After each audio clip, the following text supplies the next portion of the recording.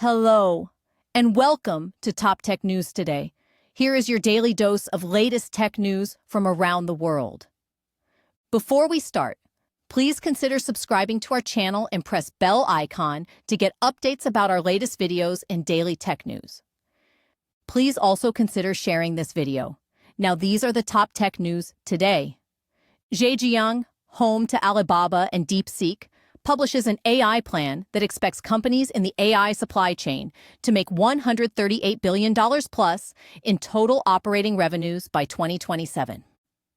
Google announces Firebase AI Logic, combining Vertex AI and Genkit tools to more easily integrate AI into apps, and adds Figma import support in Firebase Studio. Waymo co-CEO Tekedra Mawakana says Waymo has reached 10 million paid trips, doubling in the past 5 months, and that the company is not yet profitable.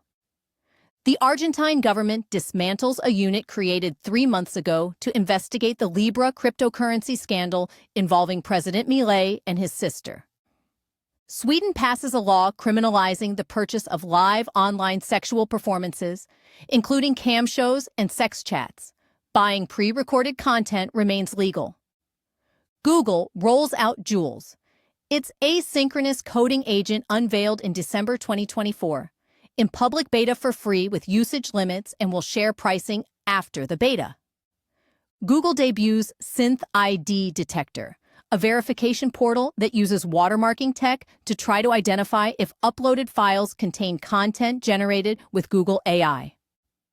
Google debuts Search Live, which lets users tap a live icon in AI mode or lens and then converse with Search about what's in their camera's field of view.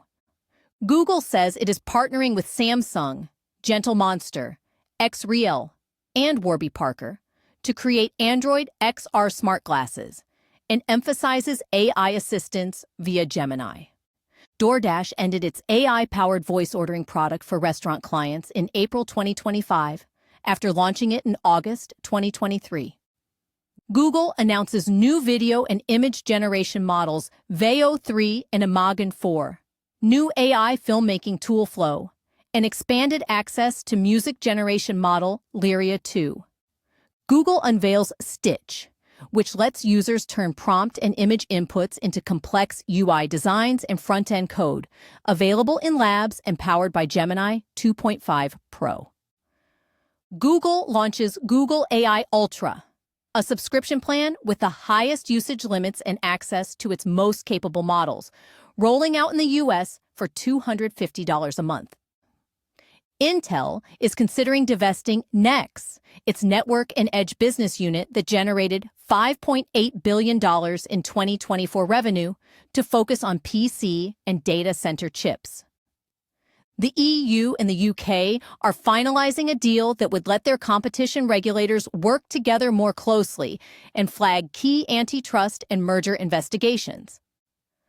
Malaysia downplays its deal to use 3,000 Huawei chips to build a first-of-its-kind AI system by 2026, underscoring its delicate position in the US-China AI race.